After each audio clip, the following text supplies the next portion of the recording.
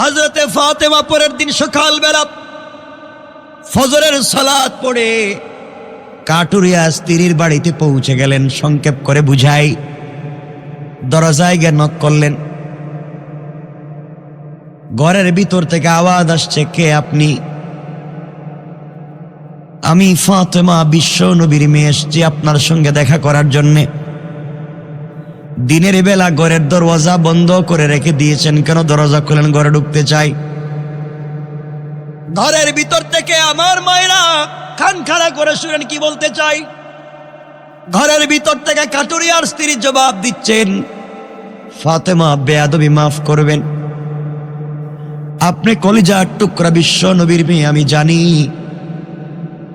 কিন্তু আমার স্বামী তো আমার ঘরে নাই। স্বামী ফজরের নামাজ পড়ে কাঠ কাটবার জন্য জঙ্গলে পৌঁছে গিয়েছেন, আর আমার স্বামীর অনুমতি ছাড়া পৃথিবীর কোনো মানুষের সঙ্গে আমি দেখা করতে পারি না। ফাতেমা বললেন, কি বলো তুমি? আমি তো মেয়ে মানুষ, আমার সঙ্গে দেখা করলে তোমার পর্দা লঙ্ঘন হবে না, তাও তো আমি বিশ্ব নবীর মেয়ে। কাটুরিয়া স্ত্রী বলছেন, ফাতেমা আমি জানি আপনার সঙ্গে দেখা করলে আমার পর্দা নষ্ট হবে না, বরং বরকত নিতে পারবো, কিন্তু আমার স্বামীর ইজাজত লাগবে, অনুমতি লাগবে। আমি আমার স্বামীর অনুমতি ছাড়া দুনিয়ার কারো সঙ্গে দেখাও করব না, কথাও বলতে চাই না। আমি আমার স্বামীকে এতটুকু ভালোবাসি, আমার স্বামী কাট কাটলে কি হবে? স্বামীর সঙ্গে জান্নাতে যেতে চাই, দুনিয়ার জমিনে তার আমানত রক্ষা করতে চাই। আমি স্বামীর ঘরে স্বামীর অনুমতি ছাড়া কাউকে ঢুকাতে পারবো না। ও ফাতেমা, বেয়াদবি নিবেন না, আপনি ব্যাক করে বাড়িতে পৌঁছে যান, আগামীকালকে সকালবেলা আবার আসবেন। আমি আপনার ব্যাপারে আমি আমার স্বামীর কাছ থেকে অনুমতি নিয়ে রাখবো। চিন্তা করেন, একটা কাটুরিয়ার মেয়ে একজন মহিলার সঙ্গে দেখা করতে চায় না স্বামীর অনুমতি ছাড়া। হযরতি ফাতেমা চলে আসলেন। পরের দিন সকালবেলা যখন ব্যাক করে চলে যাবেন, আবার যাবেন কাটুরিয়ার বাড়িতে, হযরতে হাসান জড়াইয়া বলছেন, মা গতকালকে সকালবেলা কোথায় গিয়েছিলা? তোমাকে খুঁজে পাই না, আজ আমাকে না নিয়ে তুমি যাইতে পারবা না। ফাতেমা ডাক দিয়া বললেন, বাবারে আমাকে একা যেতে দাও। হাসান বলছেন, আম্মা জান তুমি আমাকে না নিয়ে যাইতে পারবা না। ফাতেমা বললেন, বাবা চলো আমার সঙ্গে চলো। হযরতে ফাতেমা হাসানকে নিয়ে চলে গেলেন। কাটুরিয়ার বাড়িতে পৌঁছে সালাম দিয়ে বললেন, বোন আমি গতকালকের ফাতেমা এসেছি, দরজা খুলে দাও। হাসান বলতেছেন, আম্মা জান বুঝতে পেরেছি গতকালকে আপনি ওই জায়গায় এসেছিলেন। ঘরের ভিতর থেকে কাটুরিয়ার স্ত্রী জামেলা ডাক দিয়া বলছেন, বোন ফাতেমা দরজা খুলে দিতে পারি, আপনি এসেছেন, কিন্তু আপনার কাছে একটা পুরুষ বাচ্চার আওয়াজ শোনা যায়, সে কে?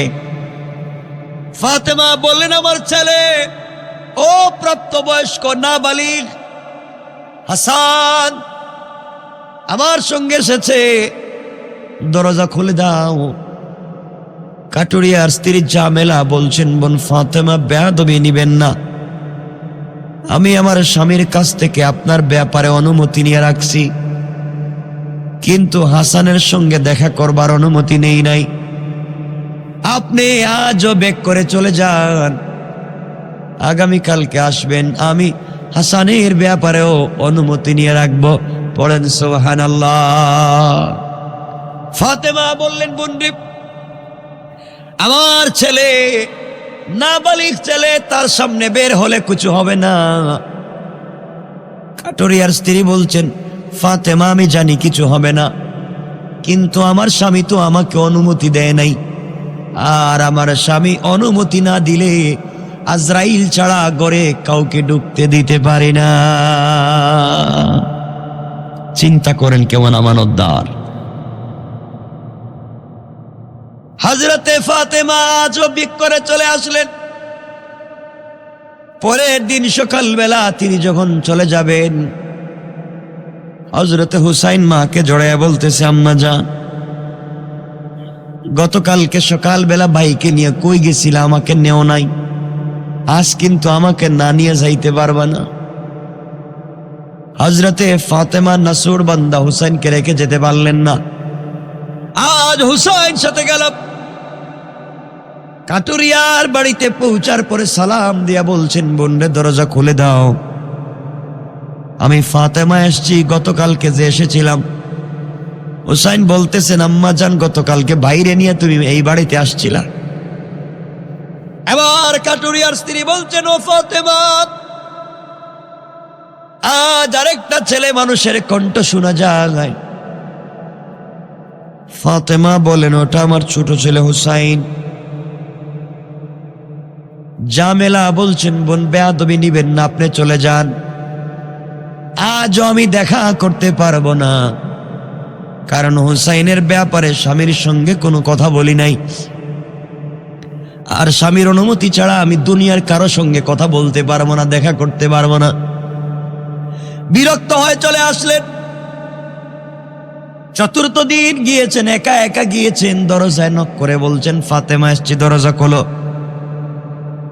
মহিলা দরজা খুলে সালাম দিয়েছেন। ফাতেমা ঘরের ভিতরে ঢুকলেন। ঘরের ভিতরে ঢুকে কি আশ্চর্য কারবার! ঘরের দরজার মধ্যে দেখা যায় একটা দড়ি রাখা, ঘরের দরজা একটা ছড়ি রাখা মানুষকে পিটাবার জন্যে, ঘরের দরজার সামনে একটা চাকু রাখা, ছুরি রাখা। জিজ্ঞাসা করলেন, ও জামেলা, এগুলা কি? জামেলা বলছেন, ফাতেমা, আমি সব সময় স্বামীর আনুগত্য থাকতে চাই, আমার গলার কণ্ঠস্বর যেন কোনো কারণে স্বামীর উপরে না যায়, সকল কাজে আমি স্বামীকে সন্তুষ্ট করতে চাই, কোনোভাবেই যেন স্বামীর সঙ্গে আমার বেয়াদবি না হয়ে যায়। এরপরেও কোনো কথায় স্বামী যদি আমার কোনো কাজে কষ্ট পায়, ঘরের দরজায় দড়ি রেখে দিয়েছি, স্বামীকে বলে দিয়েছি, স্বামী রে, আমার কোনো আচরণে যদি আপনি কষ্ট পান, এই দড়ি দিয়ে আমাকে আচ্ছা মতো করে বাঁধবেন, এই ছড়ি দিয়ে আচ্ছা মতো করে আপনি পিটাইবেন, এই ছুরি দিছি, বড় অপরাধ করলে হত্যা করে দুনিয়া থেকে বিদায় দিবেন। আমি আমার স্বামীর বিরুদ্ধে চলে স্বামীকে কষ্ট দিয়ে দুনিয়ার জমিনে এক মিনিটও থাকতে চাই না। আমার স্বামী কষ্ট পায়, আমার স্বামীর দিলে আঘাত লাগে, ব্যথা লাগে, এমন কোনো কাজ আমি করতে চাই না। আমি স্বামীর ভক্তি, স্বামীর সাথে জান্নাতে যেতে চাই। হযরতে ফাতেমা চোখের পানি ছেড়ে দিলেন, বাড়িতে ব্যাক করে চলে আসলেন। বাবার কাছে লম্বা কথা, বাবার কাছে গিয়ে বলেন, আব্বা জান, মহিলার বাড়িতে গিয়েছিলাম, মহিলার চরিত্র সম্পর্কে জেনেছি, সব বুঝলাম, ওই মহিলা জান্নাতি, এতে সন্দেহ নাই। স্বামীকে বড় ভক্তি করে, স্বামীর শ্রদ্ধা করে, স্বামীকে সম্মান করে, স্বামীর কণ্ঠের উপরে কথা বলতে চায় না। সব ঠিক আছে, আমি মানছি বাবা জান্নাতি, কিন্তু আমার আগে কেমনে জান্নাতি, আমাকে বুঝাও, আমাকে বুঝাও, আমার আগে কেমনে জান্নাতে যাবে। নবীজি বললেন, মা রে, ও মা, তুমি শুনো, ওই মেয়েটা স্বামীর সঙ্গে কি আচরণ করে। একটা কথায় স্বামীকে কষ্ট দিতে চায় না। আর তুমি চিন্তা করো, ওই দিনের ঘটনা, যেই দিন আলী খাবার নিয়ে তোমার ঘরের দরজায় গিয়েছিল, মা রে, তুমি আমার মেয়ে হাসান হুসাইনের মা, তোমার স্বামীকে দরজায় দাঁড় করাইয়া তুমি কেন হিসাব চাইলে? মারে, তুমি তো আলী ঘরে গেলেও সুন্দর করে বলতে পারতে, কথা বলেন ঠিক কিনা? সুন্দর করে আলী ঘরে গেলে বুঝাইয়া বলতে পারতে, ঠান্ডা মাথায় বলতে পারতে। ওই জায়গায় তুমি তাকাইয়া দেখো, কাটুরিয়ার স্ত্রী জামেলার কি চরিত্র আর কি ব্যবহার, স্বামীর সঙ্গে জামেলার কি আচরণ হয়েছে। ওই দিন তুমি আলীর সঙ্গে কি আচরণ করেছ? আলীর সঙ্গে ওই একটা কথা বলেছ তুমি, জামেলা জিন্দেগি তুই কাজটা করে নাই, এই জন্যে তোমার আগে এক পয়েন্ট পৌঁছে গিয়েছে। তোমার আগে জান্নাতে যাওয়ার জন্যে স্বামীর সন্তুষ্টি তার জন্য বড় কাজ করে দিয়েছে। বলেন সুবহানাল্লাহ। ফাতেমা বলছেন আব্বাজানের পরেও বুঝি নাই। বলেন এবার নবী বলছেন ফাতেমা তাহলে বুঝো, তোমার স্বামী আমার দেওয়া কাপড় 6 টাকায় যার কাছে বিক্রি করেছিল, যিনি 6 টাকা দিয়ে আমার দেওয়া কাপড় কিনেছে দুনিয়ার সাধারণ ক্রেতা না, ওনার নাম হলো ইসরাফিল। ইসরাফিলকে আল্লাহ আসমান থেকে পাঠাইয়া দিয়েছিলেন, তিনি কাপড়টা ক্রয় করে নিয়ে জান্নাতে রেখে দিয়েছেন। আর তোমার স্বামীর কাছে যিনি লাল গুঁড়া বিক্রি করেছেন, তিনি দুনিয়ার কোনো ক্রেতা নয়, তিনি হচ্ছেন আল্লাহর ফেরেশতা হযরতে জিবরাইল। জান্নাত থেকে লাল গুঁড়া নিয়ে এসেছে, আলীর কাছে বিক্রি করে দিয়েছেন। আলী বাজারে গিয়া যার কাছে গুঁড়াটা বিক্রি করেছে, তিনি আল্লাহর আরেকজন রহমতের ফেরেশতা, তার নাম মিকাইল। তিনি গুঁড়াটা ক্রয় করে জান্নাতে নিয়ে রেখে দিয়েছেন, আর আমার দেওয়া কাপড়টাও জান্নাতে রেখে দেওয়া হয়েছে। মারে তুমি যেই দিন জান্নাতের ভিতরে যাবে, আল্লাহ তোমাকে জান্নাতে যাওয়ার জন্য একটা গুঁড়া দিবেন। এই গুঁড়া হবে ওই লাল গুঁড়া। গুঁড়া চলতে গেলে তুমি থাকবে গুঁড়ার পিঠে, গুঁড়ার লাগাম লাগবে। ওই লাগাম হলো তোমার বিক্রি করা সেই 6 টাকার কাপড়। কোন সুবহানাল্লাহ। এই কাপড় হবে ওই দিন গুঁড়ার লাগাম, ওই গুঁড়ার পিঠে থাকবে তুমি সওয়াত।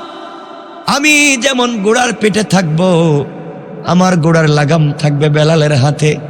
মারে তুমিও থাকবে গুঁড়ার পিঠে, আর গুঁড়ার লাগাম থাকবে কাটুরিয়ার স্ত্রী জাবেলার হাতে।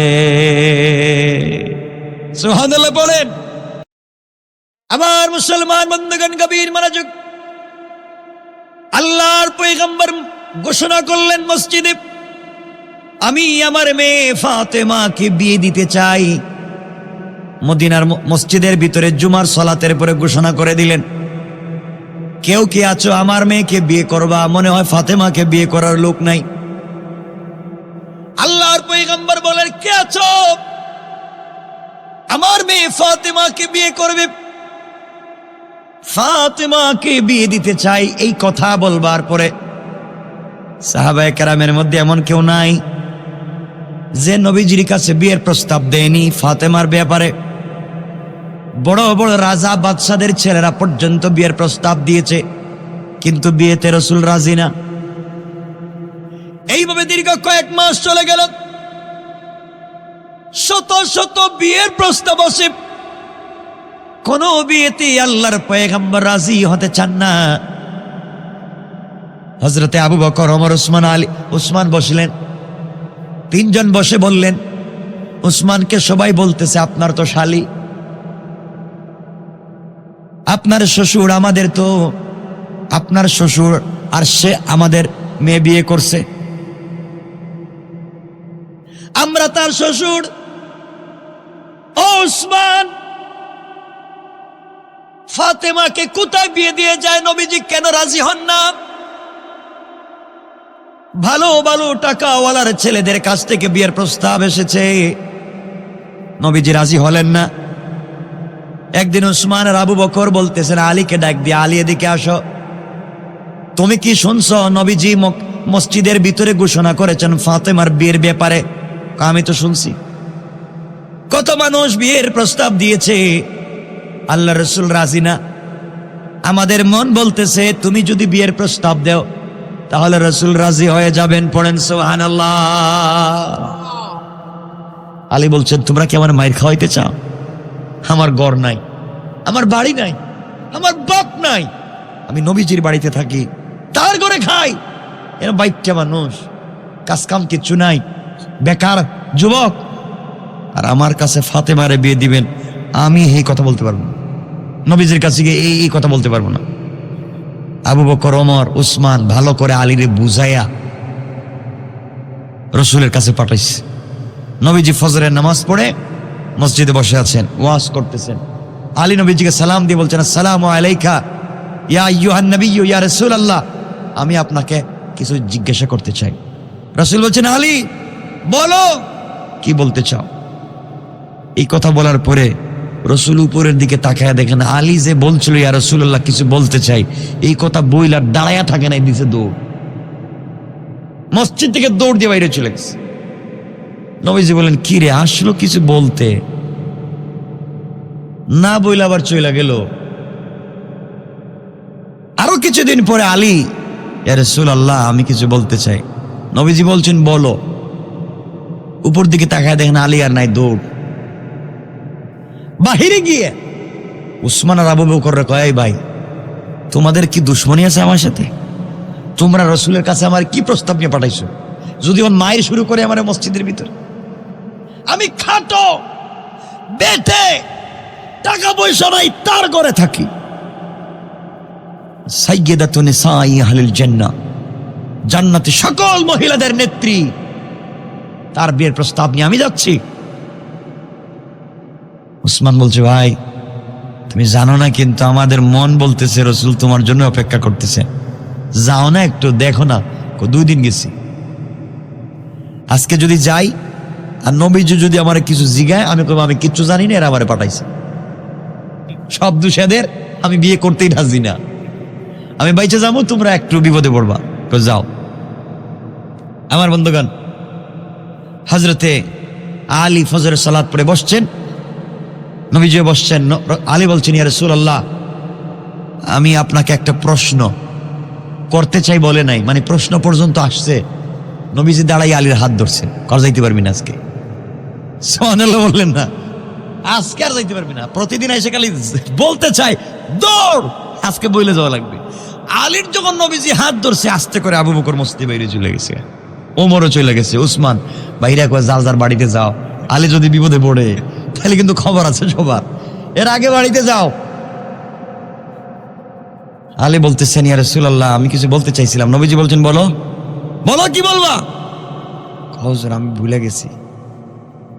সুবহানাল্লাহ বললেন না, ভুলে গেছো তুমি না? 3 দিন এসে বলছো, হুজুর আপনারা দেখি আমি ভুলে যাই, বলা লাগবে, বলতে মানে ছাড়ম না তোমারে।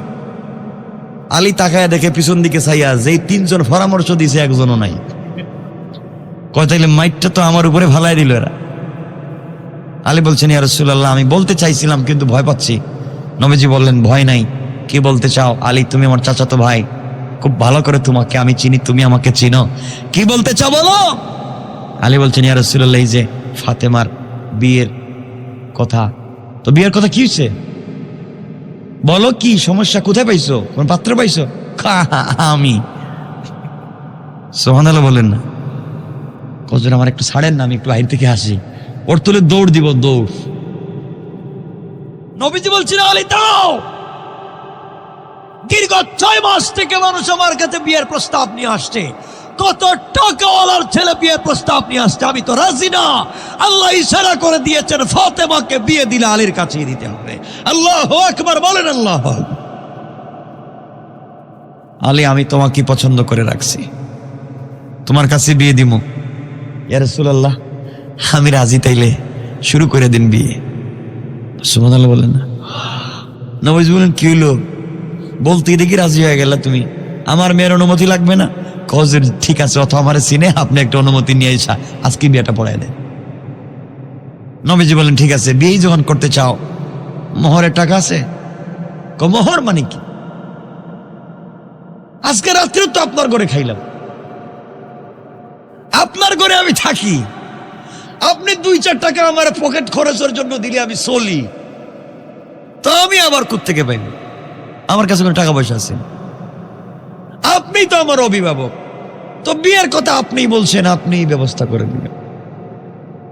নবীজি বললেন, আলী বিয়ে তো করবা, ঠিক আছে, আমার মেয়ে তো রাখবা নিয়ে কোথায়, ঘর কই? কইটাকে আমারে বলতেইব, আপনি আমার অভিভাবক, প্রয়োজন আপনি এই রুমটা ছেড়ে দিবেন আমার জন্য।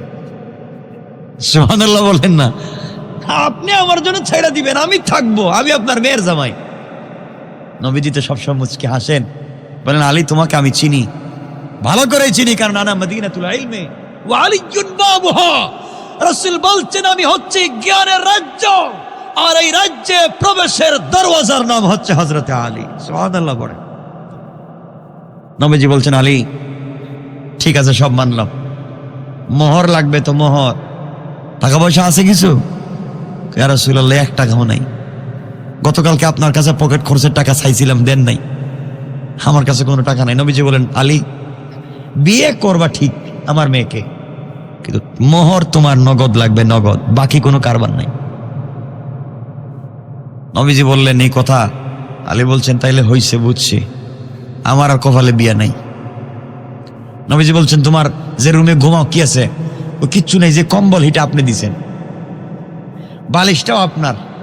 নবীজি বলছেন আমার জিনিস বাদে তোমার কি আছে এটা কম, আমার জিনিস বাদ। ইয়া রাসূলুল্লাহ আমার 2টা জিনিস আছে, একটা হইলো তরবারি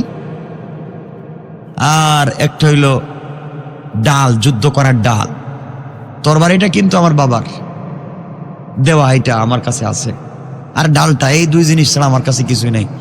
নবীজি বলেন যাও বিক্রি করে আসো। তাইলের পরে বিক্রি করে আসো, বিয়ে করবা? ঠিক আছে তাইলে আমি যাই। বিক্রি করার জন্য হযরতে আলী বের হয়েছেন রাস্তা দিয়ে। আমার বন্ধুগণ আলী যখন যায় রাস্তার মধ্যে হযরতে ওসমান হাঁটাহাঁটি করে। আলী রাস্তা দিয়ে যাওয়ার সময় ওসমানকে দেখছে, কিন্তু কথা না বলে পাশ কেটে চলে যাচ্ছে। ওসমান বলছেন ভাই আলী কোথায় যাও? আমার কাজ আছে। কি কাজ? কোথায় যাইবা? কবে আমার ডিস্টার্ব দিয়ে লাভ নাই, আমি একটু বাজারে যাইতেছি এগুলা নিয়ে। কেন? ওগুলো আমি বিক্রি করতে চাই। বললে বিক্রি করে কি করবা? আমি তো বিয়ে করব। বিয়ে করবা মানে কারে? আমি তো ফাতেমারে বিয়ে করব। কই মিয়া বুদ্ধি দিলাম আমরা, মানে আমাদের না জানাইয়া না বইলে দেখি ডাইরেক্ট যাইতেছ। ভাই টাইম নাই, আমার যাইতে দেন, এগুলো যাইতে দেন, এগুলো সময় না। আমার শালি আর বিয়ে করবা তুমি, বুঝাইয়া পরামর্শ দিলাম আমি, তুমি আমার ভাইরা ভাই হইবা, আর এখনো দেখতেছি টাইম দিতেছ না। সুবহানাল্লাহ বললেন। ভাই মোহরের টাকা লাগবে, গরিব মানুষ, টাকা পয়সা নাই, আমি যাই এগুলা বিক্রি করে আসি। হযরত ওসমান বললেন কয় টাকা বিক্রি হবে? আলী বললেন 9 টাকা। ওসমান নিজের পকেট থেকে টাকাগুলা দিয়ে দিলেন, বলেন ভাই এগুলো আমার কাছে বিক্রি করে দাও, আর তুমি ওগুলা নিয়ে যাও। হযরতে আলী টাকাগুলা নিয়ে রাসূল পাকের কাছে দিলেন। রাসূল পাক মোহর দিয়া দিলেন, নগদ মোহর দিয়া দিলেন। বিয়ে শুরু হলো। হযরত ওসমান চিন্তা করলেন বিয়েটার পরামর্শ দিয়েছি আমি, তার ডাল তরবারি কিনেছি আমি, আর আলীর তো ডাল তরবারির বড়ই প্রয়োজন। হযরত ওসমান এসে আলী এবং ফাতেমার বিয়েতে এই ডাল আর তরবারি আবার গিফট করে দিলেন। সুবহানাল্লাহ বললেন না? ওসমানকে চিনেন, বিয়াও হলো, মোহরের টাকাও হলো, আলী তার ডাল তরবারিও পাইলো, কার কাছে হাত পাতা লাগলো না। বলেন না সুবহান। ইসলাম কত সুন্দর, ইসলাম কত সুন্দর। আমার বন্ধুগণ লম্বা কথা, বিয়ে হয়ে গেল। নবীজি বিয়ের সময় আলীকে কাছে ডাকলেন, ডেকে বলছেন আলী শোনো, বিয়েতে আমি কিছুই দিতে পারি নাই, আমি খেজুর পাতা দিয়ে বানানো একটা তোশক, পানি উঠাবার জন্য একটা মশক, আর রুটি তৈরি করার জন্য একটা চাক্কি দিয়েছি, আর ছাড়া কিছু দেই নাই। কিন্তু শোনো, ওটা আমার মেয়ে, আমার মেয়েকে তোমার কাছে বিয়ে দিচ্ছি, খবরদার কখনো তার সাথে অন্যায় আচরণ করবা না, তার দিলে তুমি কষ্ট দিও না। ফাতেমা আমার কলিজার টুকরা, আমার শরীরের অংশ। সুবহানাল্লাহ বলেন না? আলীকে বুঝাইয়া দিলেন। ফাতেমাকে ডাক দিয়ে আলাদা রুমে গেলেন, মা তোমাকে আলীর কাছে বিয়ে দিচ্ছি, আলী আমার কলিজার টুকরা সাহাবী, আলী আসাদুল্লাহিল গালিব, আল্লাহর বিজয়ী বাঘ, তোমার স্বামী। মা কখনো আলীর সঙ্গে বেয়াদবি করবা না, কারণ আলী তোমার জান্নাত, আলী তোমার জাহান্নাম। আলীকে সন্তুষ্ট রাখবে, ইয়া রাসূল আল্লাহ তোমাকে জান্নাত দিয়ে দিবে। দুইজনকে সুন্দর করে আলাদা আলাদা করে বুঝাইয়া দিলেন বিশ্বনবী।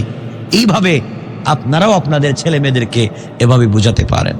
কিন্তু রাসূল পাকের সময় তাদের বিয়ে শুরু হতো নামাজ দিয়া, কুরআন তিলাওয়াত দিয়া, আর আজকালকে আমাদের বিয়ে শাদী শুরু হয় ড্যান্স দিয়া, যাত্রা গান দিয়া। ঠিক কিনা বলেন? এই জন্য বরকত নাই। এই স্বামী স্ত্রী ভালোবাসার মধ্যে কি হলো দেখেন, কষ্ট হচ্ছে না তো? আমার বন্ধুগণ, এক পর্যায়ে বিয়ে হয়ে গেলাম, তাদের ঘর কেমন সুন্দর হয়ে গেল মুসলমান শোনো।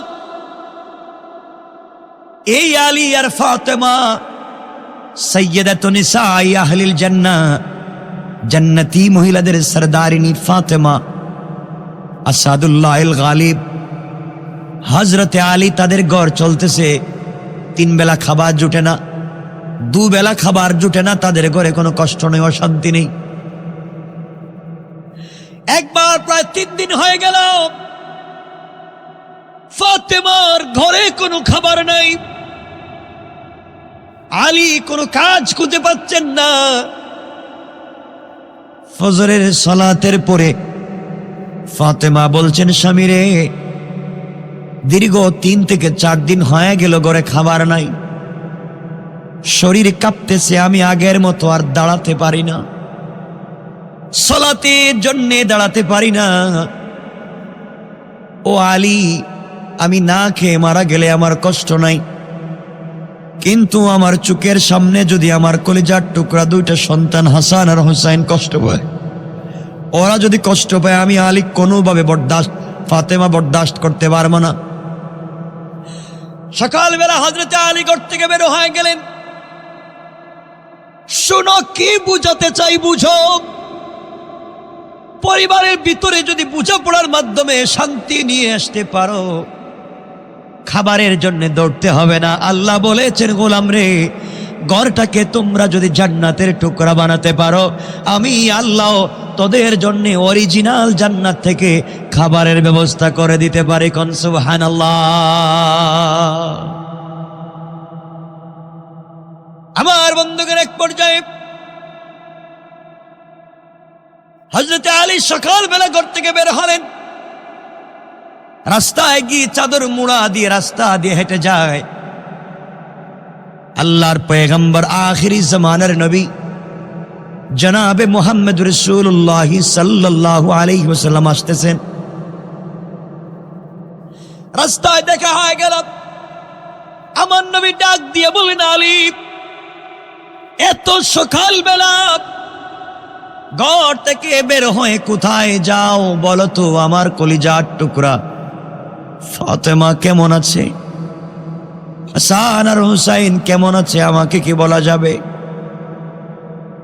আলীকে বিশ্বনবী প্রশ্ন করবার পরে আলী বলছেন, পয়গম্বরে আরবি, 3 দিন হয়ে গিয়েছে আমি ফাতেমার ঘরে খাবার দিতে পারি নাই। ওগো আল্লাহর পয়গম্বর, ফাতেমা দাঁড়াতে পারে না, বিছানা থেকে বসতে পারে না, হাসান আর হুসাইন অজ্ঞান হয়ে পড়ে যায়। জ্ঞান ফিরে ডাক দিয়া বলে, মা, তুমি যদি খাবার দিতে না পারো, আমাদেরকে নানা জানের কাছে পাঠাইয়া দাও। নানার কাছে যদি চলে যাইবা, আর খাবারও যদি না থাকে, আমরা আমাদের কলিজার টুকরা নানার চেহারার দিকে যদি তাকাইবা, একটাবার যখন নানার চেহারার দিকে তাকাই, তখন মনে হয় আমাদের 1000 বৎসরের পেটের ক্ষুধা দূর হয়ে যায়।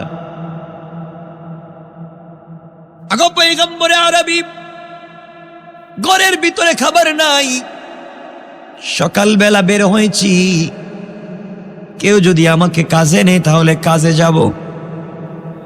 আল্লাহর পয়গম্বর চোখের পানি ছেড়ে কাঁদলেন আর বলেন, আহারে, আমার মেয়ে ফাতেমা, আজকে তার ঘরে খাবার নাই, মানুষ খাবার নষ্ট করে।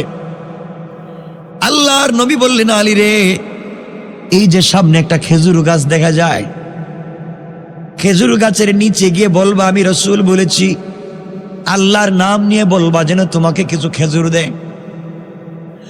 হযরত আলী দৌড়াইয়া খেজুর গাছের নিচে পৌঁছে গেলেন।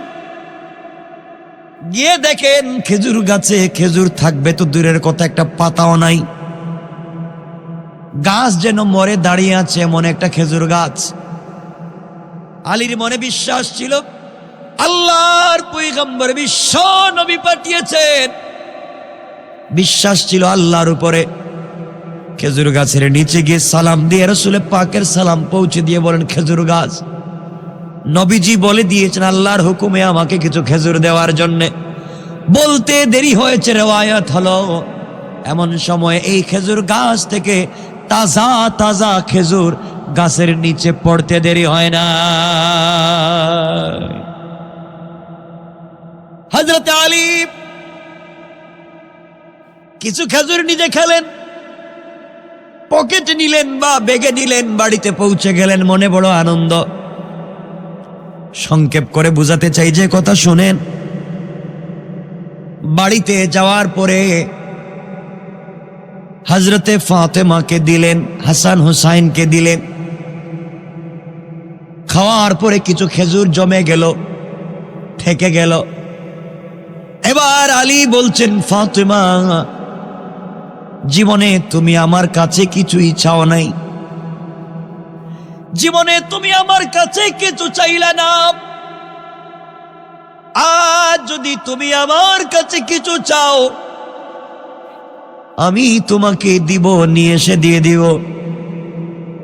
ফাতেমা বলছেন, স্বামী রে, আমার ঘরের ভিতরে 3 বেলার খাবার নাই, ঘরের ভিতরে দামি কোনো বিছানা নাই, ওয়াইড আলমারি, শোকেস নাই, টাইলস নাই, সিরামিক্স নাই, এসি নাই, এয়ার কন্ডিশন নাই, আমার ঘরে কিচ্ছু নাই। কিন্তু আমার ঘরটা আপনার প্রতি ভালোবাসায় ভরা, আমার আর কিছুই লাগবে না, দুনিয়ার জমিন থেকে না খেয়ে মরে যেতে চাই, কিন্তু কিয়ামতের দিনে আমি যেন আমার স্বামী তোমাকে না হারাইয়া যায়। কেমন ভালোবাসা ছিল পরিবারে। খাবার নাই, দামি কোনো জিনিস নাই, দিন থাকলে কেমন ভালোবাসা তৈরি হয়ে যায়। বন্ধুগণ, আলী বলছেন, ফাতেমা, আমার কাছে কিছু খেজুর আছে, বিক্রি করে তোমার জন্য আজকে কি আনবো বলো, জীবনে একটা কাপড় চাইলে না।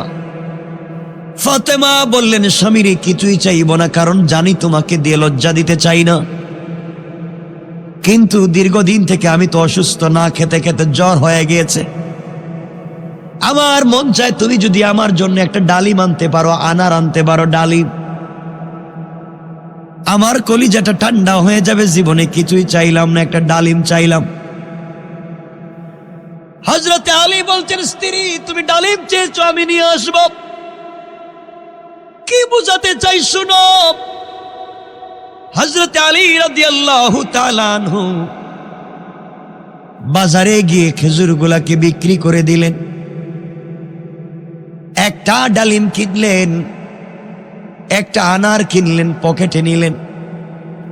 মনে বড় আশা, আহারে আমার স্ত্রী ফাতেমা জীবনে কিছুই চায় নাই, কোনদিন আমার কাছে একটা টাকার কোনো জিনিস চাইল না, খেয়ে না খেয়ে করে পড়ে আছে, এরপরেও ভালোবাসার কমতি নাই। আজ আমার কাছে মাত্র একটা ডালিম চেয়েছে, ডালিম নিয়ে বাড়িতে যাই, মন খুলে নিজের হাতে ভেঙ্গে স্ত্রীকে খাওয়াবো। মনের ভিতরে ভালোবাসা, প্রেম নিয়ে ঘরের দিকে আসা শুরু করে দিলেন। এদিকে আসমানের উপরে আল্লাহর ফেরেশতারা বলা বলে শুরু করে দিলেন। আল্লাহর পয়গম্বরের সাহাবীরা আল্লাহর রাস্তায় শুধু দান খয়রাত করে যায়। একজন ফেরেশতা বললেন, থাকলে দেয়, না থাকলে কে কারে দেয়? ফেরেশতা বলতেছেন, নবীজির সাহাবীদের চরিত্র হলো থাকলেও দেয়, না থাকলেও দেয়। আল্লাহ ডাক দিয়ে বললেন, ফেরেশতারা, এই ব্যাপার নিয়ে ঝগড়া করার দরকার নাই, জমিনের দিকে তাকায়া দেখো, আমার একটা গরিব গোলাম সাহাবী আলী বাড়িতে যায়, আমার আলীকে পরীক্ষা করে দেখো, আমার আলীর চরিত্র কেমন, তার পরিবারের চরিত্র কেমন। একজন ফেরেশতা মানুষের সুরত ধরে ভিখারির বেশে চাদর দিয়ে মুড়া দিয়া রাস্তার মধ্যখানে বসে বসে কাঁপতেছে আর কাঁপতেছে। আলী যখন রাস্তা দিয়ে চলে যায়, ডাক দিয়া বলছেন, ও আলী, আপনি কোথায় যান? আপনি কোথায় যান? আলী বললেন, আমি বাড়িতে যাই। ফেরেশতা ভিক্ষুকের বেশ নিয়ে বলছেন, আলী রে, প্রায় সপ্তাহ দিন হয়ে গেল, খাবার নাই, না খেয়ে কলিজাটা শুকিয়ে যায়। তোমার কাছে যদি কোনো খাবারের জিনিস থাকে আমাকে দাও। আলী বলছেন, বাইরে তোমাকে দেওয়ার মতো আমার কাছে কিছুই নাই। ফেরেশতা ডেকে বলছেন, আলী রে, তোমার পকেটে তো একটা ডালিম দেখা যায়, তুমি না বললা কেন? আমরা হইলে বলতাম তোমার চোখে ঠাডা পড়ছে। আমার জীবনে স্ত্রী কিছুই চায় না, একটা ডালিম চাইছে, তার দিকে তোমার চোখ গেল।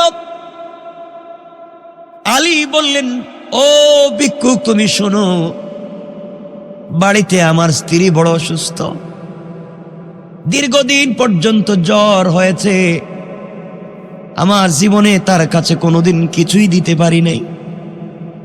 আজকে আমার কাছে একটা ডালিম চাইছে, জ্বরে আক্রান্ত হয়েছে, বাড়িতে নিয়ে যাই। ফেরেশতা বলতেছেন, ভাই বুঝতে পেরেছি, আমাকে দেওয়ার দরকার নাই, কিন্তু আল্লাহর ওয়াস্তে যদি দেও তাহলে আমি নিব। আলী এবার চিন্তা করলেন, তুমি আমার আল্লাহর নাম বলেছ, আমি আমার স্ত্রীকে ভালোবাসি, আমার সন্তানদেরকে ভালোবাসি, আমার নবীকে আমি ভালোবাসি, কিন্তু ভিক্ষুক তুই জানিস না আমি আমার আল্লাহকে কত ভালোবাসি। তুমি আমার আল্লাহর নাম বলেছ, যে আল্লাহর জন্য আমি আলী জীবন পর্যন্ত দিতে পারি, এই আল্লাহর নাম তুমি এই মুহূর্তে বলেছ। ও ভিক্ষুক, আল্লাহর নাম বললে কাউকে ফিরিয়ে দেওয়া যায় না, কিন্তু ডালিম আছে মাত্র একটা, তোমাকে দিয়ে দিলে বাড়িতে গিয়ে কি জবাব দিব? ভাইরে, তুমি অর্ধেকটা খেয়ে ফেলো, অর্ধেকটা বাড়িতে নিয়ে যায়। হযরত আলী ডালিম অর্ধেক এই ফকির বেশের ফেরেশতাকে দিয়ে দিলেন, অর্ধেক ডালিম নিয়ে বাড়ির দিকে রওনা দিলেন। ফকির ডাক দিয়ে বলছে, আলী রে, আপনি যাইয়েন না, আপনি আমার সামনে বসে পড়েন, আপনার চেহারা দেখে দেখে আমি খাবো, আমার কলিজাটা ঠান্ডা হয়ে যাবে, আপনি সুযোগ দেন। হযরত আলী বসে পড়লেন। এই ভিক্ষুক বেশের ফেরেশতা ডালিমের অর্ধেক খাওয়ার পরে বলতেছে, আলী রে, আমি তো অর্ধেক ডালিম খেয়েছি, আমার মনে হয় আমার কলিজার অর্ধেক ঠান্ডা হয়ে গিয়েছে, বাকি অর্ধেকটা যদি দেও পুরা কলিজা ঠান্ডা হয়ে যাবে, শান্তি পাবো। আলী ডাক দিয়া বললেন, বাইরে তোমার কি বিবেক নাই? আমি আমার অসুস্থ স্ত্রীর জন্য নিয়ে যাই, তুমি কি বলছো? ভিক্ষুক ডাক দিয়া বলছে, আলী রে, আমার জন্য না, তুমি যদি আল্লাহর ওয়াস্তে দাও। সুবহানাল্লাহ বললেন। এবার আলী বললেন, আবার আমার আল্লাহর নাম বলেছ, আমার আল্লাহর নাম যেহেতু আবার নিয়েছ, আমি তোমাকে বাকি অর্ধেকও দিয়ে দিলাম। বাকি অর্ধেক দিয়ে এখন বাড়ির দিকে যায়, আর চিন্তা করে এখন কেমনে বাড়িতে যাব, এক কদম যায়, দুই কদম পিছনে যায়, বাড়িতে গিয়ে কি জবাব দিব স্ত্রীকে? স্ত্রী যদি বলে, একটা ডালিম বলছিলাম আনতে পারলা না, তুমি কেমন জামাই তা বলেন নাকি? তোমার কাছে একটা ডালিম চাইলাম, তুমি দিতে পারলা না। হযরত আলী কষ্ট করে সারাদিন ঘোরাঘুরি করে সন্ধ্যার পরে বাড়িতে ঢুকে গিয়েছেন। বাড়ির ভিতরে ঢুকে দেখেন স্ত্রী ঘরের ভিতরে হাঁটাহাঁটি করতেছেন। হযরতে ফাতেমা মাথায় হাত দিয়ে দেখেন জ্বর অনেকটুকুন কমে গিয়েছে। কথা না বাড়িয়ে ফাতেমাকে বললেন, ফাতেমা চলো ঘুমিয়ে যাই। এর অর্থ হলো কোনোভাবে যেন তার মনে ডালিমটা না আসে, তাহলে বেইজ্জত হয়ে যাব, বেইজ্জতি থাকবে না। ঘুমিয়ে গিয়েছেন আর আল্লাহর কাছে বলতেছেন, আল্লাহ তাআলা কোনোভাবে যদি ডালিমের কথা মনে না হয়, এভাবে যদি রাত্র শেষ হয়ে যায়, সকাল বেলা আমি একটা ব্যবস্থা করে দেব। এইভাবে চিৎকার করে করে কান্না করে ঘুমিয়ে পড়লেন। রাত্র যখন গভীর হয়ে গিয়েছে, দুনিয়ার মানুষ ঘুমিয়ে গিয়েছে, এমন সময়ে হযরতে আলী শুনেন কে যেন দরজায় ডাক দিছে। আলী বললেন, কে রে, কে দরজায় ডাক দিলা? বাহির থেকে আওয়াজ আসছে, আনা সালমান ফারসি, আমি রাসূলের প্রিয় সাহাবী সালমান ফারসি। ও সালমান, তুমি এত রাত্রে আমি আলীর দরবারে ঘরে কেন আসছো? বাইরে তুমি দরওয়াজা খুলে দাও, খুলে দাও, তোমার জন্য সুসংবাদ নিয়ে এসেছি। এই মুহূর্তে আল্লাহ রব্বুল ইজ্জত ওয়াল জালাল তোমার জন্য জান্নাত থেকে ডালিম পাঠিয়ে দিয়েছে। আল্লাহু আকবার। হযরত আলী দরজা খুলে দিলেন, ডালিম গুলা হাতে নিলেন, এক একটা করে গুনতে লাগলেন। আমার বন্ধুগণ, গোনা হলো, গনে দেখেন 9টা ডালিম। জিজ্ঞেস করলেন, সালমান তুমি আমার সঙ্গে কেন দুষ্টামি করলা? হয়তো তুমি কারো গাছ থেকে নিয়ে এসেছো, অথবা কেউ দিয়েছে, আল্লাহ দেন নাই। হযরতে সালমান বলছেন, আলী রে, তুমি কেমনে বুঝলে আল্লাহ দেন নাই? আলী বলছেন, ভাই সালমান, আজকের দিনে আমি আল্লাহর রাস্তায় একটা ডালিম দান করেছি। আর আমার আল্লাহ বলেছেন, মান জাবিল হাসানাতি ফালাহু আশরু আমসালিহা, যে আল্লাহ রাস্তায় 1 দিবে, কমপক্ষে আল্লাহ দিলে তাকে 10 দিবেন। আজ তুমি আমি আল্লাহর রাস্তায় একটা ডালিম দিয়েছি, আল্লাহ দিলে তো আমাকে 10টা দিবে, এখানে দেখতেছি 9টা। সুবহানাল্লাহ বললেন না? এই জন্যে বুঝতে পেরেছি আল্লাহ পাঠান নাই, তুমি কোনো বাগান থেকে নিয়ে এসেছো, আমার সঙ্গে দুষ্টামি করেছ। সালমান বললেন, ভাই একজন বলছিল 10টা দিবে, দিছে 9টা, তো আমার দোষ কি আপনারা এখানে না কেন? আলী ডাক দিয়া বললেন, সালমান, আমি যদি মনে করতাম আমার আল্লাহর নাই, গরিব ফকির, তাহলে মানতাম। আমার আল্লাহ তো গরিব না। যদি মেনে নিতাম আমার আল্লাহ খুব কৃপণ, দেয় না, তাও মেনে নিতাম। আল্লাহ তো কৃপণ না, দানশীল। তাহলে 9টা দিবে কেন? 10টা দেওয়ার কথা, আরো বাড়িয়ে দেওয়ার কথা। তুমি বুয়া কার গাছ থেকে নিয়ে এসে আমাকে বুঝাচ্ছ, চলে যাও। হযরতে সালমানকে ঘর থেকে বের করে দরজা লাগায় দিলেন, আবার ঘরের দরজায় নক করলেন। হযরতে আলী দরজা খুলে দিলেন। সালমান বলছেন, ভাই আলী রে, আল্লাহর রাসূল আমাকে ঠিক 10টা দিছিলেন, আল্লাহ 10টাই জান্নাত থেকে পাঠাইছেন। তোমার ঈমান পরীক্ষা করবার জন্য একটা আমার পকেটে রেখে দিছিলাম। সুবহানাল্লাহ বললেন না? বুঝতে চাইছিলাম তোমার ঈমান কেমন। দেখলাম রাসূলের সাহাবীরা 10এ বিশ্বাস করে, 9এ বিশ্বাস করে না। এমন ঈমান একদিনে তৈরি হয় না। পরিবারের ভিতরে যদি আন্তরিকতা থাকে, এমন ঈমান তৈরি হতে পারে, কোন ঠিক কিনা? আমার বন্ধুগণ, কষ্ট হচ্ছে ভাই? 12:15 হয়ে গেছে, গান সঙ্গে পড়ে দিই, আলম্ব করার দরকার নেই। হ্যাঁ বাপরে বাপ, গতকালকে একটা 10 হয়েছে, তো আজকে 10 পর্যন্ত করবো না? গতকালকে উঠছে দেরিতে, তো আজকে উঠলাম তো অনেক আগে উঠলাম। কয় ঘন্টা হয়েছে হিসাব আছে? 2 ঘন্টার উপরে। কষ্ট হচ্ছে না? কয় না, কষ্ট হচ্ছে। দেখতেছি যে মাঝে মাঝে মুরব্বীরা উঠে 1জন 2জন বসে প্রস্রাবে ধরে, মানে আজত আছে। কষ্ট হচ্ছে? একটু হাত উঠে দেখান কার কার কষ্ট হচ্ছে না। হচ্ছে না বলছি, ঠিক আছে না? কষ্ট হচ্ছে না তো? আল্লাহ কবুল করুক। জোরে বলেন, আর আওয়াজ করে বলেন, চিৎকার করে বলেন আমিন।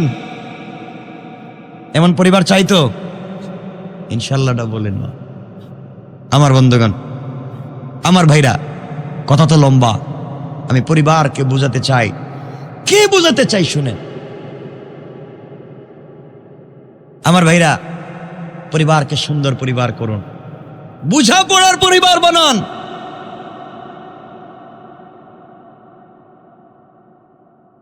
আমার বন্ধুগণ, হযরত আলী কাররামাল্লাহু ওয়াজহা আরেকদিন বের হয়েছে, নবীজি বলছেন মা, নিজের মেয়েকে ডাক দিয়ে বলছেন, মা শোনো, আমি জানি তোমার আগেও একটা মহিলা জান্নাতে যাবে। সুবহানাল্লাহ বললেন না? ফাতেমা বলছেন, আব্বাজান আপনি কি বলছেন? আমার আগে আমি তোমার মেয়ে, বিশ্বনবীর মেয়ে, হাসান হোসাইনের মা, আলীর স্ত্রী, খাতুনে জান্নাত, জান্নাতি মহিলাদের নেত্রী আমি, গোটা দুনিয়ার মহিলারা আমার কর্মী, আর আমার আগে কেউ জান্নাতে যাবে? নবীজি বলছেন, ফাতেমা অবশ্যই যাবে, তোমার আগে একটা মেয়ে জান্নাতে যাবে। আচ্ছা, এই কথা শুনলে কার না রাগ উঠবে কোন? তো কথা বলেন না কেন? যে আমার এত পাওয়ার, আমার বাপ কেমন, আমার ছেলে কেমন, আমার স্বামী কেমন, আর আমি কেমন, আমার মা কেমন। আমার মা হচ্ছেন এই পৃথিবীর প্রথম মুসলিম নারী, খাদিজাতুল কুবরা, যাকে স্বয়ং সালাম দিয়েছেন আল্লাহ। না সুবহানাল্লাহ, এটা আগামী বছর কেমন?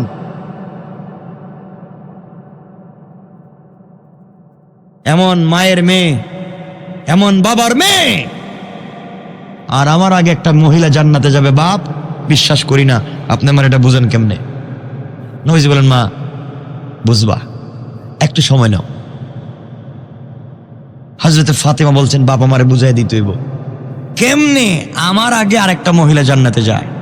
এই কথা এজন্য বলতে চাইতেছি, এই মহিলা কি কাজ করে জান্নাতে আগে যেতে পারে, আমাদের মায়েরাও এই কাজ করতে পারে।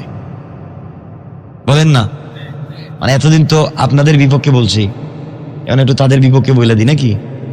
আপনারা শান্তি মজা পাই আছে, মানে আমারে আর আর গালি দিবেন না, খুশি হয়ে যাবেন। ঠিক না? ঠিক তো? ঠিক কয় আমার ভাইরা শোনেন, আমি বলতে চাই, পরিবারকে সুন্দর পরিবার বানান, সব সময় পরিবারে হাসি খুশি থাকেন, আপনার বাচ্চারাও এমন হবে।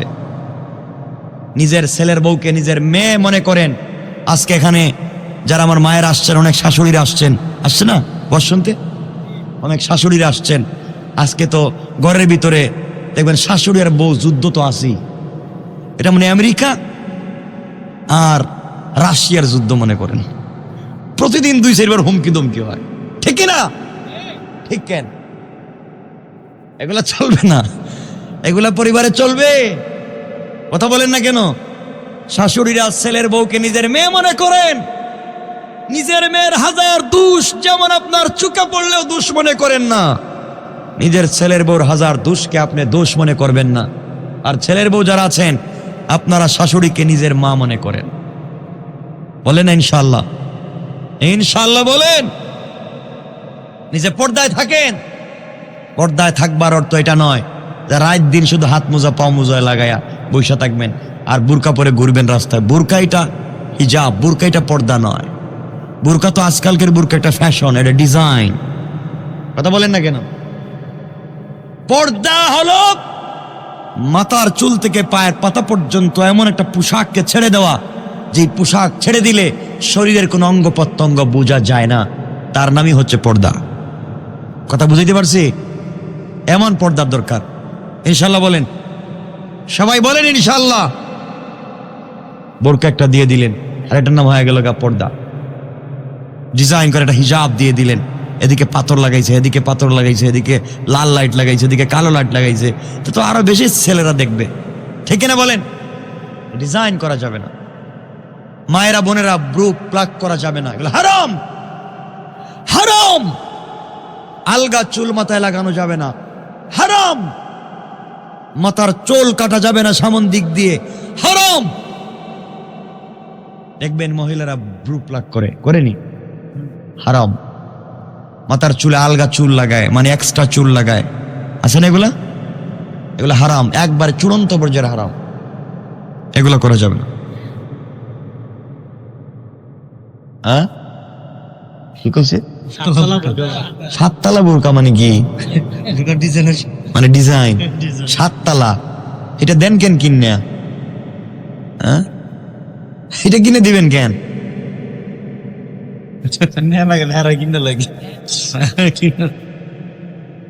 মহিলাদেরকে মার্কেটে দিবেন কেন? তাদের নিজের মতো চলতে দিবেন কেন? ঘরকে সুন্দর ঘর বানান। ফজরের সময় বাচ্চা কাচ্চা সহ নারী পুরুষ সবাই ঘুম থেকে উঠে যান, পরিবারের সবাই অজু করেন, নামাজ শুরু করেন। ঘরকে সুন্দর করে দিবেন কে?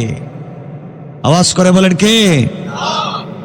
হযরতে ফাতেমাকে রাসূল পাক বলছেন, মা তোমার আগে একটা মেয়ে জান্নাতে যাবে। ফাতেমা বলছেন, বাপ এগুলো বুঝি না, আমার আগে জান্নাতে যাবে, মেয়েটারে দেখাই লাগবে। দেখা লাগবে না? না আপনাদের দেখা লাগবে নি? না জানা লাগবে? এই মেয়েটা কে? সেই মেয়ে যে আমার আগে জান্নাতে যাবে, সে কাজটা কি করছে আমি জানতে চাই। নবীজি বললেন, মা তুমি জানতে পারবে। এর আগে তোমার কাছ থেকে একটা ঘটনা জানতে চাই। কি ঘটনা বাবা? ঘটনা হলো, মা তোমাকে যে আমি একটা শাড়ি দিয়েছিলাম, বিয়ের সময় একটা কাপড় দিয়েছিলাম, কাপড়, এই কাপড়টা কোথায়? আমি তোমাকে কিছুই দিতে পারি নাই, বিয়ের দিনে গিফট দিয়েছিলাম কাপড়, ওটা কোথায়? বাবা আমি এগুলো বিক্রি করে দিয়েছি। মা বড় কষ্ট পেলাম, তুমি কাপড়টা বিক্রি করে দিয়েছো শুনে।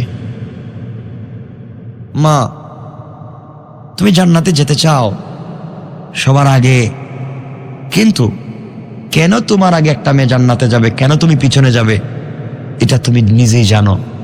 ফাতেমা বলছেন, আব্বাজান আমি তো জানি না। আমার বন্ধুগণ, তাহলে সেদিকে আমরা যাই। একবার দীর্ঘদিন হয়ে গেল, ফাতেমার ঘরের ভিতরে যখন খাবার নাই,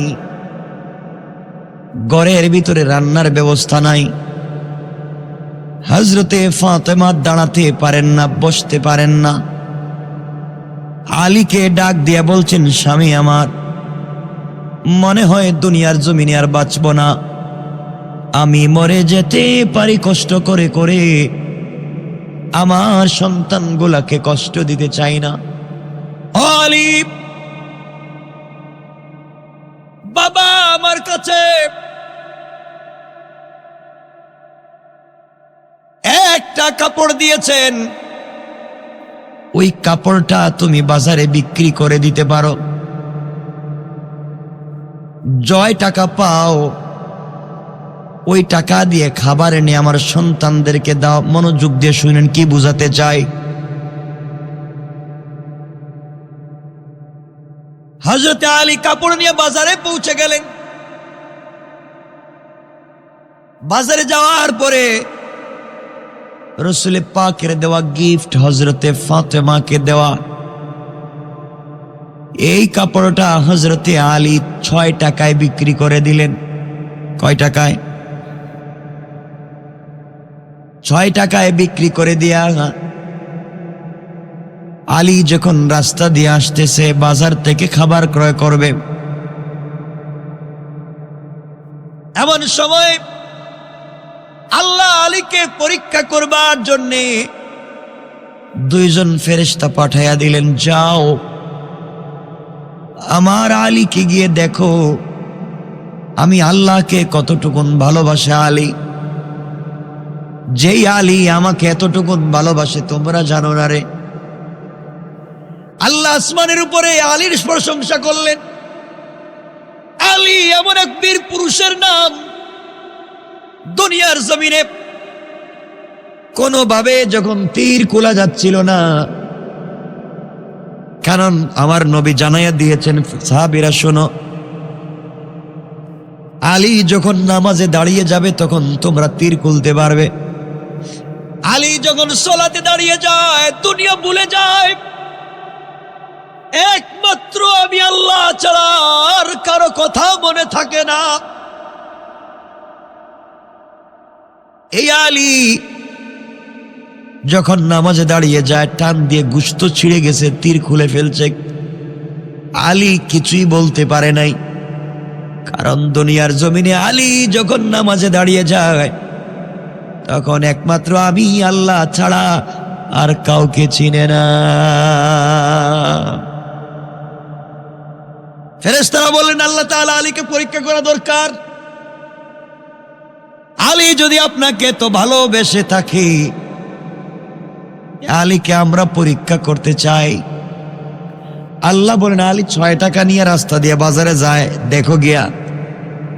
দুইজন দাঁড়াইয়া রাস্তায় কাঁপতেছে আর কাঁদতেছে, সালাম দিয়ে বলছে, আলী আমাদের দুইজনের পরিবার, আমরা বিদেশি মানুষ, এই দেশে আমাদের বাড়ি না। আয়েশা আমরা বিপদে পড়ে গিয়েছি, আল্লাহর ওয়াস্তে যদি আমাদেরকে কিছু দেও, আমরা সন্তানদের জন্য নিব। আল্লাহর নাম যখন বলেছেন, পকেটের মধ্যে 6 টাকা আছে, স্ত্রীর কাপড় বিক্রি করা টাকা, বাজারে যাবেন কিছু ক্রয় করবেন এই জন্য রেখেছিলেন। কিন্তু দুর্ভাগ্য হলো, তারা যখন আল্লাহর নাম বলেছে, আলী সবকিছু ভুলে গিয়েছেন। আলী চিন্তা করেন, আমার সন্তান, আমার স্ত্রী না খেয়ে মরে যেতে পারে, কিন্তু আমার সামনে যদি কেউ আমার আল্লাহর নাম বলে, তাকে আমি খালি হাতে ফিরিয়ে দিতে পারি না। তিনি বললেন, শোনো রে, আমার আল্লাহর নাম যেহেতু বলেছ, তোমাদেরকে খালি হাতে ফিরিয়ে দেওয়া যায় না। এই কথা বলে 6 টাকা বের করে ওদেরকে দান করে দিলেন, যাও নিয়ে যাও। আমার বন্ধুগণ, আমি জানতে চাই, কাপড় ছিল, কাপড় আসেনি? কথা বলেন না কেন? কাপড়ও নাই, টাকাও নাই, খাবার কিনে নিয়ে যাওয়ার মতো ব্যবস্থা নাই। আলী আল্লাহর কাছে কান্না করে বলছে, আল্লাহ তাআলা এই মুহূর্তে আমি কি করতে পারি আল্লাহ তাআলা? আলী কান্না করে করে সামন দিকে যায়। কিছু দূর যাওয়ার পরে দেখে একটা লাল ঘোড়া নিয়ে একজন লোক দাঁড়িয়ে আছে। আলীকে দেখে ডাক দিয়ে বলছে, আলী রে, তুমি কি ঘোড়াটা ক্রয় করবা? আলী ডাক দিয়ে বলেন, ভাই আমার কাছে 1 টাকাও নাই, আমি ঘোড়া কিনবো কেমনে? বিক্রেতা বলছে, ভাই আলী রে, তুমি যদি কিনো, তোমাকে আমি বাকিতে বিক্রি করব, তবে 100 টাকায় তোমার কাছে আমি বিক্রি করব। আমার ঘোড়া তুমি নিয়ে যেতে পারো, বিক্রি করে আমার টাকা আমাকে দিবা, লাভ তুমি নিয়ে যাও। আলী চিন্তা করলেন, বাকিতে যখন ঘোড়া দিতে চায় আমি নিয়ে যাই। আলী ঘোড়া নিয়ে বাজারে পৌঁছে গেলেন। বাজারে যাওয়ার পরে একজন লোক এসে আলীকে বলছে, তোমাকে তো চিনি লাগে, এত সুন্দর ঘোড়া কত টাকায় বিক্রি করতে চাও? আলী চিন্তা করলেন, আমি আবার কয় টাকা দাম বলবো, জানি না কিছু। তিনি বললেন, ভাইরে, তুমি বলো কয় টাকা দিয়ে কিনে নিবা? লোকটা বলছে, তোমার ঘোড়াটাকে আমি 160 টাকা দিব। সুবহানাল্লাহ বলেন। আলী চিন্তা করলেন, 160 টাকা মানে 100 টাকা মালিকরে দিলে 60 টাকা লাভ, দামাদামি করে লাভ নাই, এমন কাস্টমারকে ফিরিয়ে দেওয়া যায় না। তিনি বললেন, ভাই আলী, ভাই কাস্টমার, ক্রেতা, আপনি ঘোড়াটা নিয়ে যান, 160 টাকা দেন। সংক্ষেপ করে ঘটনা বুঝাতে চাই, 160 টাকা দিয়ে ঘোড়াটা বিক্রি করে রাস্তায় এসে ঘোড়ার মালিককে 100 টাকা দিয়ে দিলেন।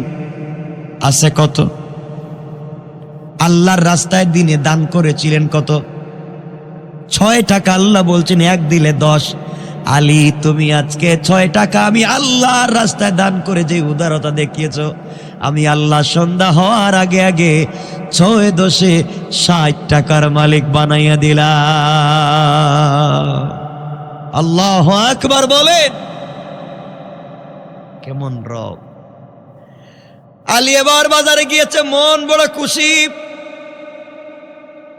আগে 6 টাকার খাবার কিনবার কথা ছিল, এখন বাজারে গিয়ে 60 টাকার কিনছে। কম হইছে না বেশি?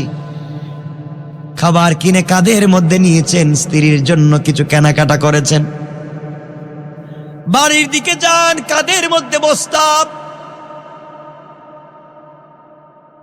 বাড়ির দরজায় গিয়ে হাজির হয়ে গিয়েছেন। হযরতে ফাতেমাকে ডাক দিয়েছেন। ফাতেমা দরজা খুলে বলছেন, স্বামী এই ব্যাপার, কি ব্যাপার, আপনার কাছে এত খাবার কোত্থেকে এলো? বস্তা বস্তা খাবার, দেখা যায় এত টাকা আপনি কোথায় পেলেন? আমার কাপড় তো এত টাকায় বিক্রি হওয়ার কথা না, কাপড়টা তো পুরাতন। হযরতে আলী বললেন, ফাতেমা তোমার কাপড় আমি 6 টাকায় বিক্রি করেছি। ফাতেমা বললেন, স্বামীরে খবরদার ঘরে ঢুকবা না, আমার ঘরে খাবার নিয়ে ঢুকবা না। তোমার কাঁধের মধ্যে যেই খাবার দেখতেছি এগুলা 6 টাকার না, এগুলা অনেক বেশি টাকার।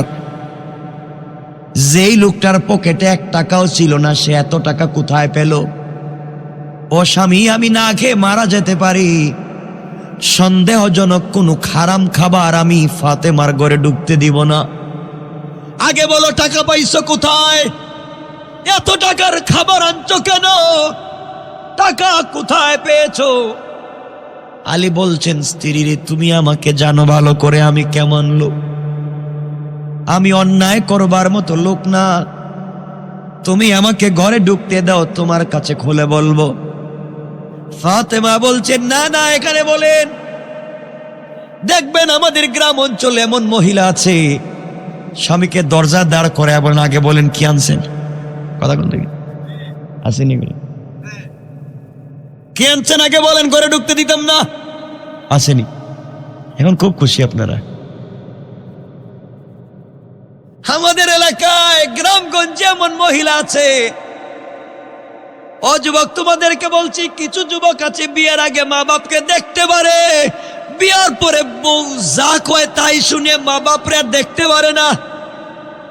কথা বলেন না কেন? এখন খুশি, এখন আওয়াজ বাড়তেছে, দেখতেছি, আমি রূপ বুঝতেছি আপনাদের। এমন স্ত্রী ও এলাকায় পাওয়া যায়, বিয়ের পরে এলাকার বড় হুজুরের কাছে যায়, গিয়ে বলে, হুজুর আমাকে একটা গরম তাবিজ দেন। কি তাবিজ? কেমন গরম তাবিজ? আমার স্বামী যা ইনকাম করে টাকা পয়সা শুধু আমারে দেও, হের মা বাপরে যেন না দে, হের ভাই বোনরে যেন না দে। কথা কোন জায়গায়, ঠিক কিনা? ওরে বাবা, ঠিক কয়। আমার বন্ধুগণ, শুধু আমারে দেও। হুজুর বলতেছেন, এমন তাবিজ শুধু আপনারে দিব যেন তার মা বাপরে দেখতে না পারে। আজকাল কেমন তাবিজ দেয়, ঘরের ভিতরে তাবিজ দিয়া মারামারি ঝগড়া লাগাইয়া দেয়।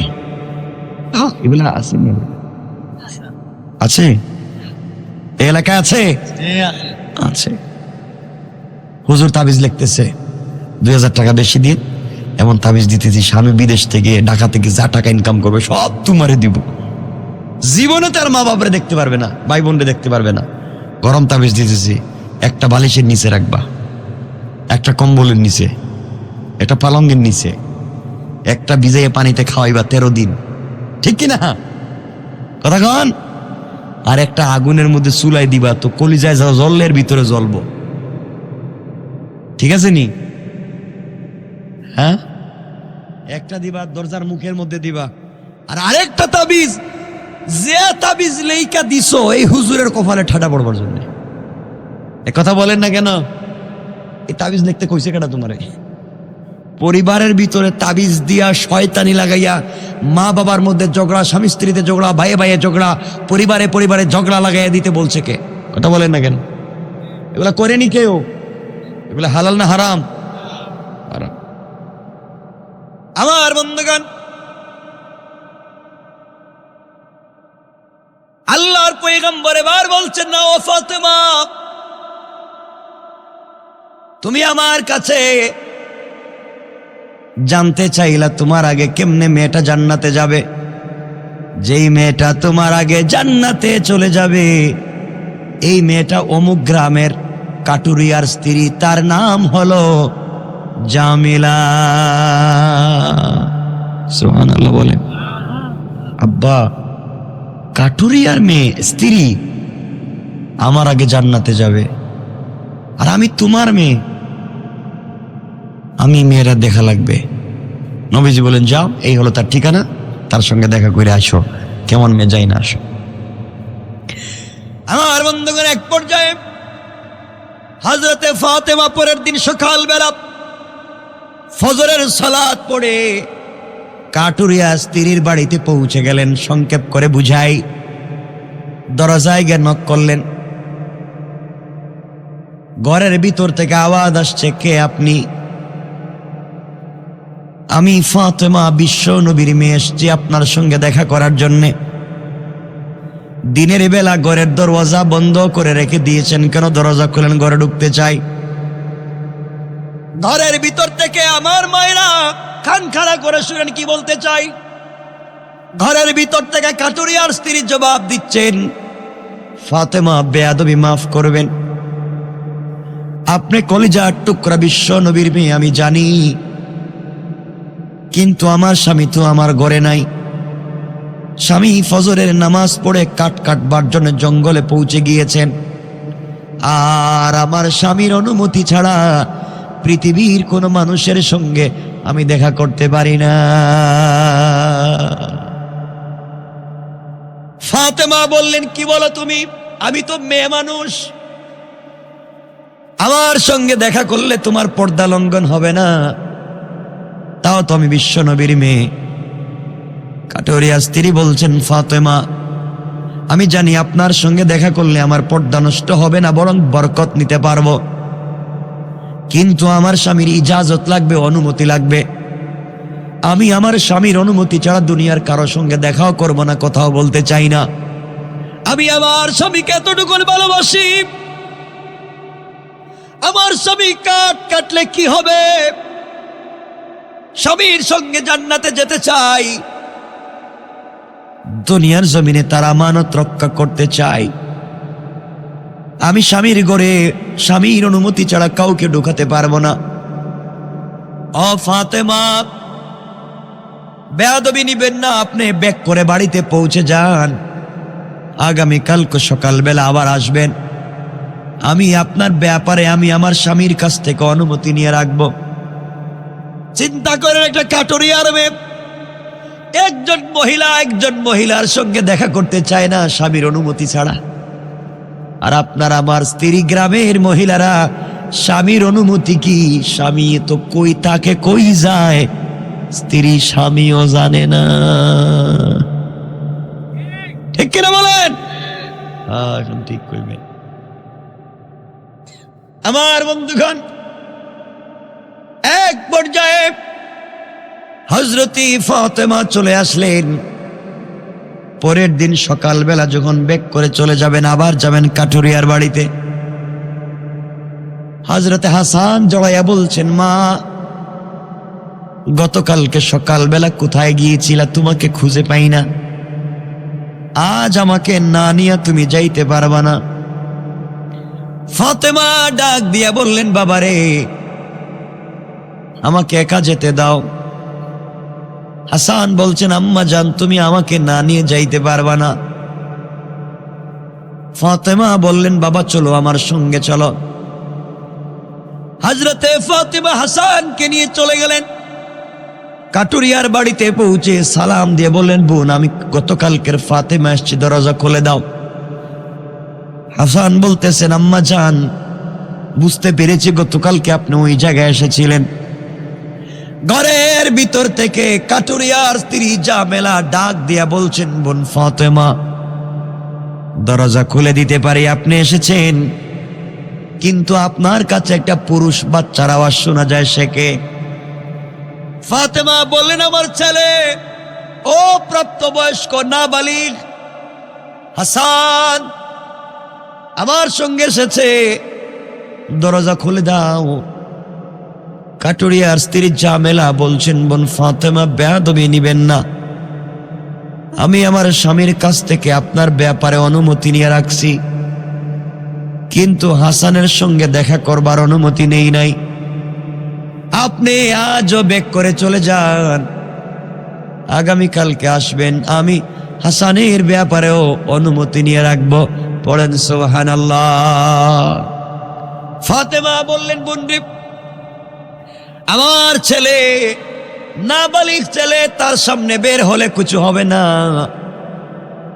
কাটুরিয়ার স্ত্রী বলছেন, ফাতেমা, আমি জানি কিছু হবে না, কিন্তু আমার স্বামী তো আমাকে অনুমতি দেয় নাই, আর আমার স্বামী অনুমতি না দিলে আজরাইল ছাড়া ঘরে কাউকে ঢুকতে দিতে পারি না।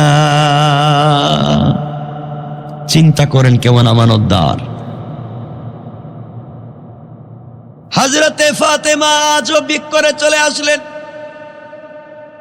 পরের দিন সকালবেলা তিনি যখন চলে যাবেন, হযরতে হুসাইন মাকে জড়াইয়া বলতেছে, আম্মা জান, গতকালকে সকালবেলা ভাইকে নিয়ে কই গেছিলা, আমাকে নেও নাই, আজ কিন্তু আমাকে না নিয়ে যাইতে পারবা না।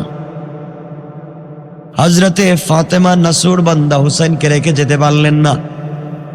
আজ হুসাইন সাথে গেল। কাটুরিয়ার বাড়িতে পৌঁছার পরে সালাম দিয়া বলছেন, বোনরে দরজা খুলে দাও, আমি ফাতেমা এসছি, গতকালকে যে এসেছিলাম। হুসাইন বলতেছেন, আম্মা জান, গতকালকে বাইরে নিয়ে তুমি এই বাড়িতে আসছিলা। এবার কাটুরিয়ার স্ত্রী বলছেন, ও ফাতেমা, আজ আরেকটা ছেলে মানুষের কণ্ঠ শোনা যায়। ফাতেমা বলেন, ওটা আমার ছোট ছেলে হুসাইন। জামেলা বলছেন, বোন বেয়াদবি নিবেন না, আপনি চলে যান, আজও আমি দেখা করতে পারবো না, কারণ হুসাইনের ব্যাপারে স্বামীর সঙ্গে কোনো কথা বলি নাই, আর স্বামীর অনুমতি ছাড়া আমি দুনিয়ার কারো সঙ্গে কথা বলতে পারবো না, দেখা করতে পারবো না। বিরক্ত হয়ে চলে আসলেন। চতুর্থ দিন গিয়েছেন, একা একা গিয়েছেন, দরজায় নক করে বলছেন, ফাতেমা এসছি, দরজা খোলো।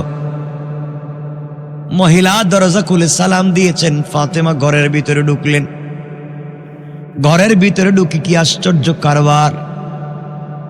ঘরের দরজার মধ্যে দেখা যায় একটা দড়ি রাখা, ঘরের দরজা একটা ছড়ি রাখা মানুষকে পিটাবার জন্যে,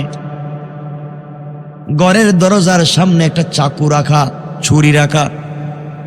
জিজ্ঞাসা করলেন, ও জামেলা, এগুলা কি? জামেলা বলছেন, ফাতেমা, আমি সব সময় স্বামীর আনুগত্য থাকতে চাই, আমার গলার কণ্ঠস্বর যেন কোনো কারণে স্বামীর উপরে না যায়, সকল কাজে আমি স্বামীকে সন্তুষ্ট করতে চাই, কোনোভাবেই যেন স্বামীর সঙ্গে আমার বেয়াদবি না হয়ে যায়।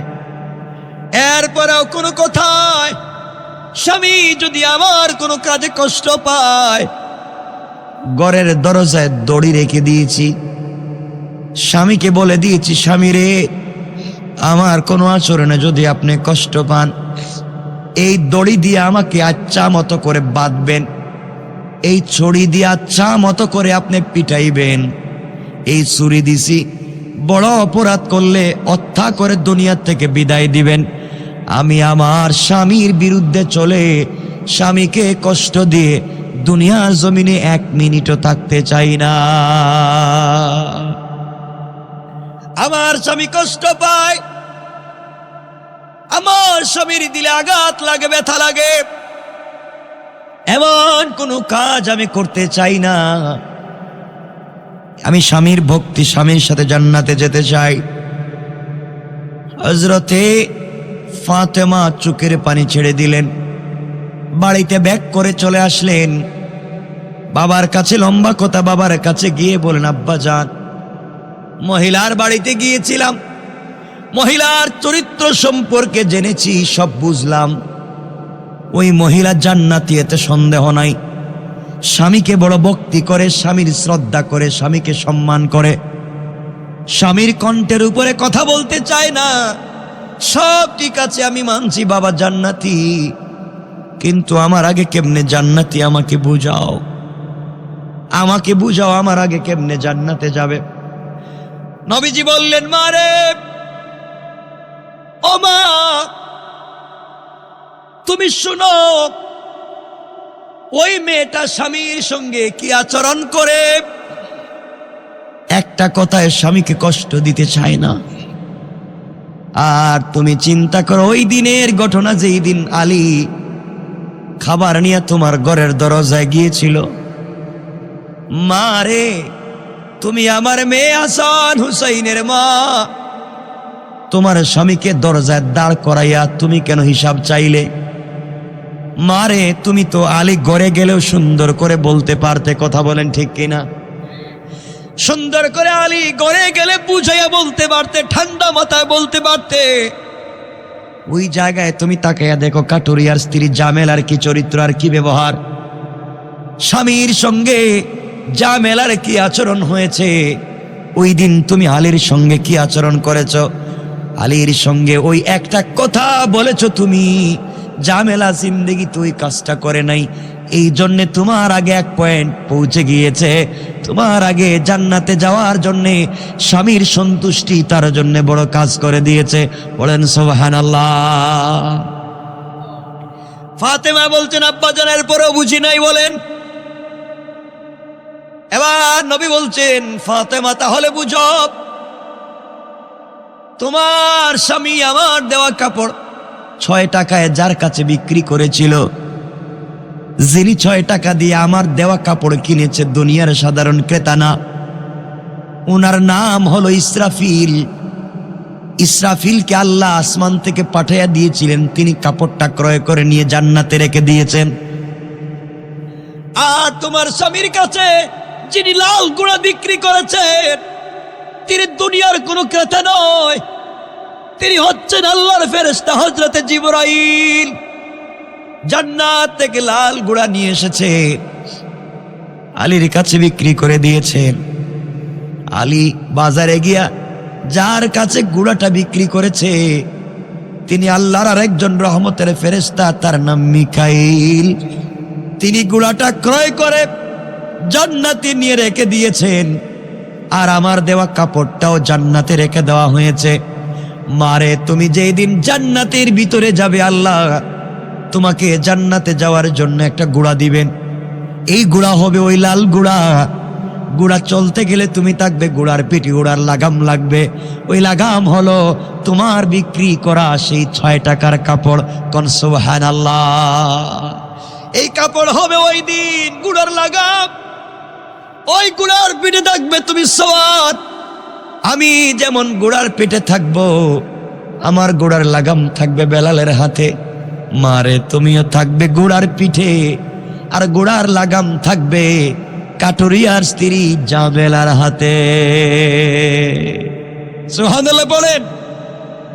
বেলাল যেমন আমার আনুগত্য করে আমাকে ভালোবাসে জিন্দেগি শেষ করে দিল, বিনিময়ে আমার গুঁড়ার লাগাম ধরবার সুযোগ পেয়েছে।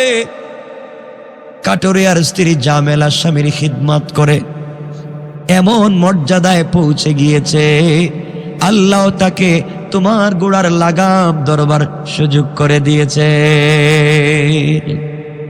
এই জন্য আমি লম্বা করতে চাই না, মা বোনদেরকে বোঝাতে চাই রে মা, জান্নাতে যদি যেতে হয় অবশ্যই স্বামীর সন্তুষ্টি লাগবে। স্বামী যদি আপনাকে ডাক দেয় গভীর রাত্রে তার কাছে যাওয়ার জন্যে, আপনার শরীরে যদি অসুস্থতা না থাকে, শরীরে কোনো সমস্যা না থাকে, আর সারা রাত্র যদি স্বামীর গলা জড়াইয়াও আপনি ঘুমাইয়া যান, সারা রাত্রে নফল ইবাদত করলে যেই সওয়াব, আল্লাহ এই সওয়াব আপনার আমল নামায় দান করে দিবে। কোন স্ত্রী যদি স্বামীর চেহারার দিকে তাকায় মুস্কি হাসে, কোন স্বামী যদি স্ত্রীর চেহারার দিকে তাকায় মুস্কি হাসে, কপালে চুম্বন দিয়ে ঘর থেকে বের হয়ে যায়, আল্লাহ বলছেন একটা মকবুল হজ করলে যেই সওয়াব, আল্লাহ এই সওয়াব স্বামী স্ত্রীর আমল নামার মধ্যে দিয়ে দিবেন। পড়েন সুবহানাল্লাহ। আল্লাহ বলছেন যেই করে স্বামী স্ত্রীর মধ্যে ভালোবাসা হবে, একজন আরেকজনকে বুঝবেন, আল্লাহ রব্বুল ইজ্জত ওয়াল জালাল ওই পরিবারের ভিতরে 71 জন ফেরেশতা পাঠায়া সব সময় 24টা ঘন্টা তাদের জন্য, পরিবারের জন্য রহমতের দোয়া করতে থাকেন। পড়েন সুবহানাল্লাহ। এজন্য আমরা শান্তি চাইতো, পরিবারে শান্তি চাইতো। মায়েদেরকে আরো বলছি শুনেন, আপনি যদি স্বামীকে সন্তুষ্ট করে কবরে যেতে পারেন, স্বামী যদি কিয়ামতের দিনে আল্লাহর কাছে বলে আমি স্ত্রীর উপরে সন্তুষ্ট, আল্লাহ কোনোদিন কোন স্ত্রীর আমলনামা চেক করবেন না, স্বামীর কথার উপরে আল্লাহ তাকে জান্নাতের ফয়সালা করে দিবে। এজন্যই মায়েরাও স্বামীর খিদমত করতে হবে, স্বামীদেরকে সন্তুষ্ট রাখতে হবে, ভালো ব্যবহার করতে হবে ইনশাআল্লাহ। বলেন ইনশাআল্লাহ। 3 ঘন্টার কাছাকাছি আমি কথা এখানে রেখে দিলাম। আমার জন্য দোয়া চাই, আপনাদের জন্য।